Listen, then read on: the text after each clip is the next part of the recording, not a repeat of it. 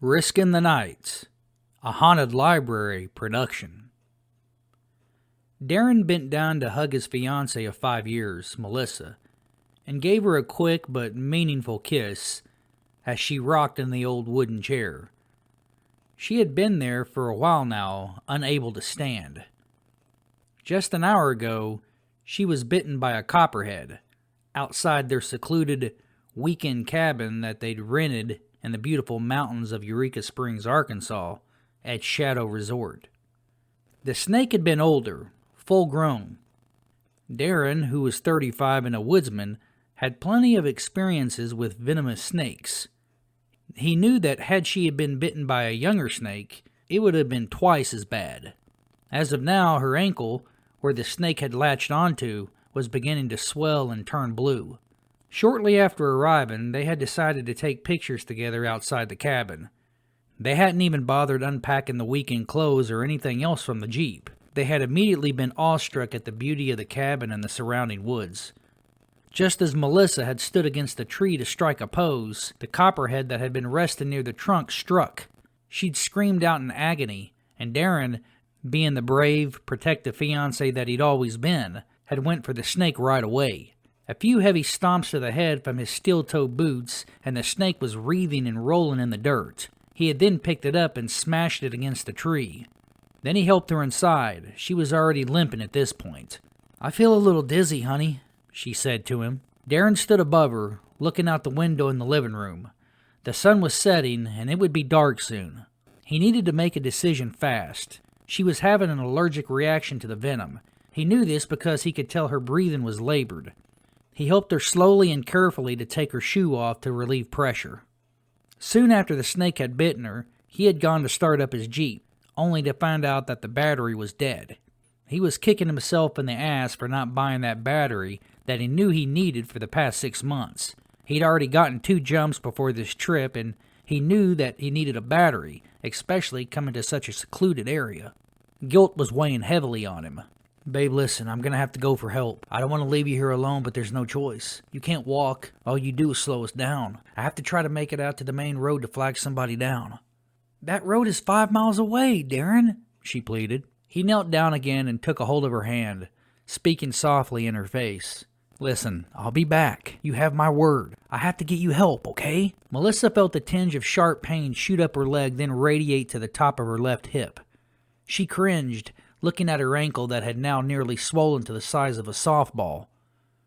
"Look," he said, reassuring her, "I'm going to have to risk going out at night. And if dark falls on me, I'll have to risk the night. The first house I come to, I'll get help. You're going to need medical attention soon, honey."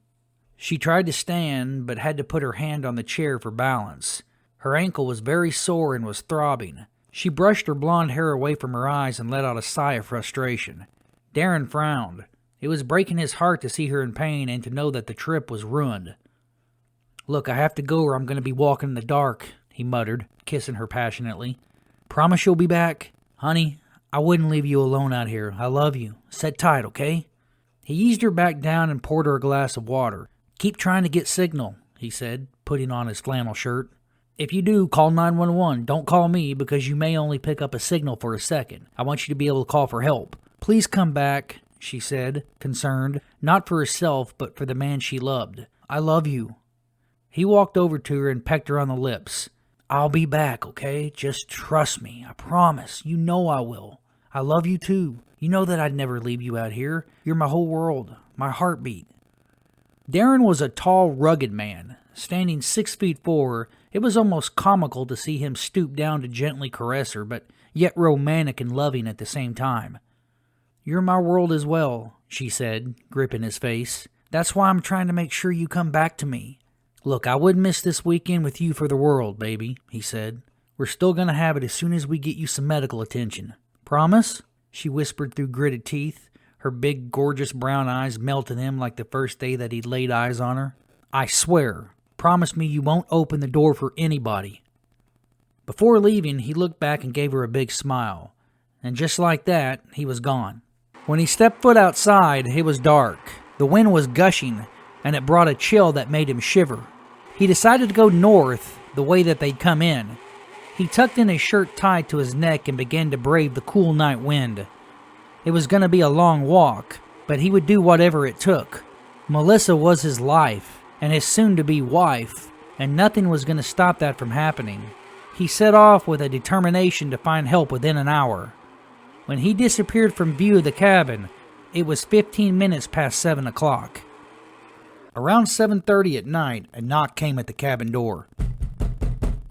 Melissa had a lamp on in the corner of the cabin when the knock had come. She quickly hopped up to turn it off. Though painful, she carefully and quietly put most of her weight on her right foot. With the cabin now dark, she waited close to the door, listening for any noise. Minutes passed. All was quiet. She wondered if the person had walked off and she had not heard it. But then again, the knock came. She tensed. She dared not to say anything because she knew it obviously wasn't her fiancé. Darren would have already said something by now. It was definitely a stranger. Or strangers. She stood stiff, staring at the door, her fear increasing by the minute. Against the door, she could hear the wind howl and whistle against the cabin, giving the situation an even more eerie effect. 2 full minutes passed. She didn't hear anyone move away from the door. She pondered what to do next. She needed Darren now more than ever. She jumped as the window behind her rattled. There, pressed up against the small window in the kitchen, just above the sink, illuminated by moonlight, was a grotesque man with mangled, stringy black hair. He pressed his lips against the glass and his nose bent sideways. Her first urge was to scream, but she held it in, covering her mouth. She had jumped all the way back against the door, remembering somebody was just on the other side. Or were they? Maybe that person had crept around to the window and was now looking in. Her breathing intensified, fear and anxiety consuming her as she watched the man try to get a look in the cabin. Considering how dark it was in here, she didn't think he could make her out. But because of the moonlight seeping through the cabin window, she could see him. His wild eyes darted back and forth as he surveyed the cabin's kitchen into the small living room area. She stood pressed against the door, trying her best to hold in every breath, to not move a muscle, as her ankle throbbed. After a few tense minutes, the man moved away from the window in the direction of the backyard where there was another door. Panicking, she hobbled through the small narrow hallway that led to the door. She twisted the lock to the left. It had not been locked. She breathed heavily, knowing fear was causing her breathlessness. With her back against the door, she listened as a rustling sound came in the backyard. Someone was walking, crunching dry leaves. "Damn it," she whispered. She felt ill. She didn't know if it was the snake bite or her fear of being raped or even murdered, or both. The knock had come again from the front door, only this time louder than before. There was definitely 2 men. She shuddered, her eyes large, staring into the dark hallway. The back of the cabin housed 2 bedrooms, 1 room on each side of the hallway. She remembered there was a window in each room. She went and locked the windows in both rooms. She dialed Darren's number with her phone, but there was no bars on her phone and the call failed. She cursed under her breath a string of profanities. She knew a man with power could easily kick in these doors. It was time to hide somewhere in the cabin, but there was not many places to hide. Back in the living room, the wind could be heard again howling outside, rattling the thin window panes of the cabin. She searched any place that may conceal her small frame. The back doorknob suddenly turned.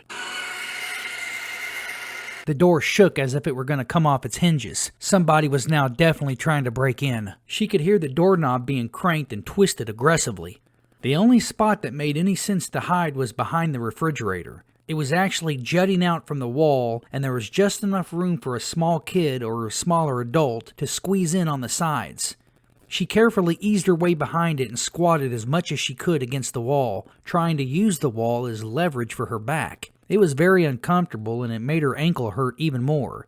The pain from the bite continued to intensify. Just then, the back door seemed like it exploded, and she could hear heavy footsteps inside the cabin. Her heartbeat elevated even though she had expected this. The 2 men entered the cabin but didn't turn on any lights. Instead, they used flashlights. She could hear them whisper back and forth to one another. They were in the living room in a matter of seconds. She couldn't see that they were using flashlights to navigate their way through the cabin, the refrigerator blocking any view that she would have had. They were both big men, over 6 feet.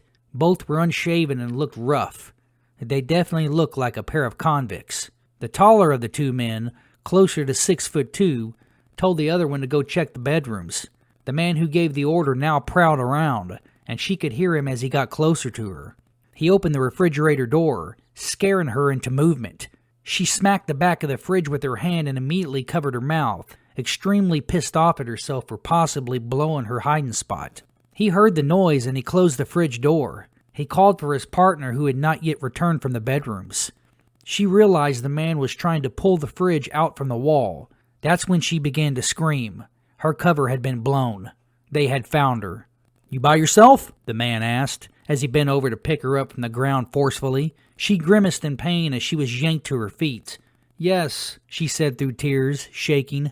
"What do y'all want from me?" "You better not be lying," the taller man said. "If you scream, we'll kill you." They all stood in the kitchen for a few moments. She sobbed as they lustfully surveyed her curvy body. She knew what they was going to do. She knew what was going through their heads and what was most likely to come. The thought sickened her and angered her. They dragged her to one of the back bedrooms and slung her down on the bed. Her leg buckled as she fell onto the bed, crying out in pain. She wanted to scream Darren's name, to hear his name being called out before she was violated and probably killed, but she knew this would without a doubt make the men angrier and more alert. If there was any chance she was going to make it out of this, she wanted Darren to have a fighting chance by surprise, if he was to come back in time, that is. The taller of the two men brandished the gun from under his shirt and handed it to his friend. "Go in there and stand guard," he said, handing the gun to him. His partner took it and slowly began to walk out of the room, his eyes darting from Melissa to his friend in uncertainty. "Go on," the man in charge ordered. He was definitely anxious to get her alone. Melissa screamed and kicked as he began to take his shirt off. She couldn't help to holler her fiancé's name now as panic set in. As he started to advance on top of her, she heard the front door being opened with force. Darren had the key, so it had to be him. She stopped screaming and slapping as the man stood and walked into the hallway to investigate the noise. That's when a gunshot blasted, piercing the cabin's walls and echoing into the night outside. Melissa sat up on the bed and screamed out Darren's name, knowing that the man in the living room had just shot her fiancé dead. She covered her face with both hands and sobbed, unable to stand to see what she feared, knowing the two men would soon be back in the room to finish their evil deeds. A dead silence washed through the cabin. Then there was movement. She screamed again as a figure ran into the doorway. She stood, her arms out in a plea of happiness and relief that she had never felt before in her whole life. He embraced her, hugging her tightly. Tears flooded her eyes now as emotions overwhelmed her, making her forget about her ankle that was now dangerously swollen. "I told you I'd come back for you. Are you okay?" he whispered in her ear, consoling her. He kissed her cheek and lips and held her face to his.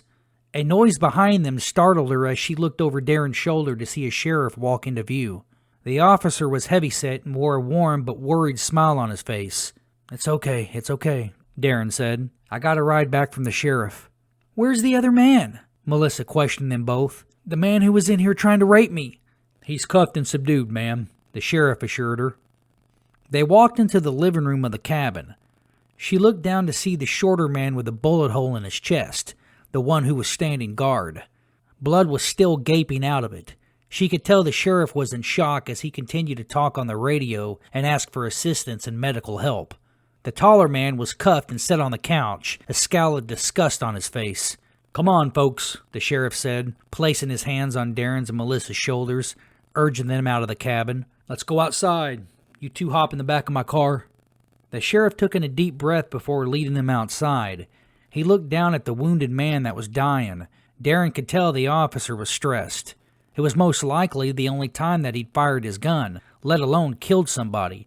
That was, if this person was going to die. He was bleeding profusely. But before walking out the door, Melissa suddenly lunged at the man who had attacked her. In her mad dash, she swung her arm around with as much force as she possibly could, the bone in her palm connecting with his chin. The sound popped as the man's head rocked back. The blow had not been a straight-on punch, but a wild swing where she had not bent her elbow. Because of this awkward swing and the force she put behind it, her elbow had popped. "Son of a bitch!" she screamed angrily. She didn't know it at the time because of adrenaline, but she had whacked him so hard with such an awkward angle that she had dislocated her elbow. But the punch had been well worth it. Darren and the officer yanked her back and out of the door. Before they could get in the squad car, she began to fade into unconsciousness as her blood pressure soared to a dangerous level. She would die soon if they didn't get medical attention, as the venom coursed through her body. Standing next to the police car, before she had completely lost consciousness, Darren pulled out a ring from his pocket. "This wasn't supposed to go down like this, but I don't care. As long as you say yes," he said. "Will you be my wife? I love you." The smile that had stolen his heart 5 years ago melted him again as her shaky hands took the ring. "Yes," she whispered, her voice weak but happy. "Yes, I will. I love you too." She closed her eyes and closed her fist around the ring as she began to faint. Darren caught her. He and the sheriff helped her into the car. The squad car sped off from the secluded resort towards a nearby hospital as more police cars pulled in to pick up the men who had been left at the cabin. The shorter man died of a gunshot wound, and the other man went to prison. Melissa lost a chunk of her ankle as doctors were forced to amputate 5 inches of skin from her ankle to the bottom half of her shin.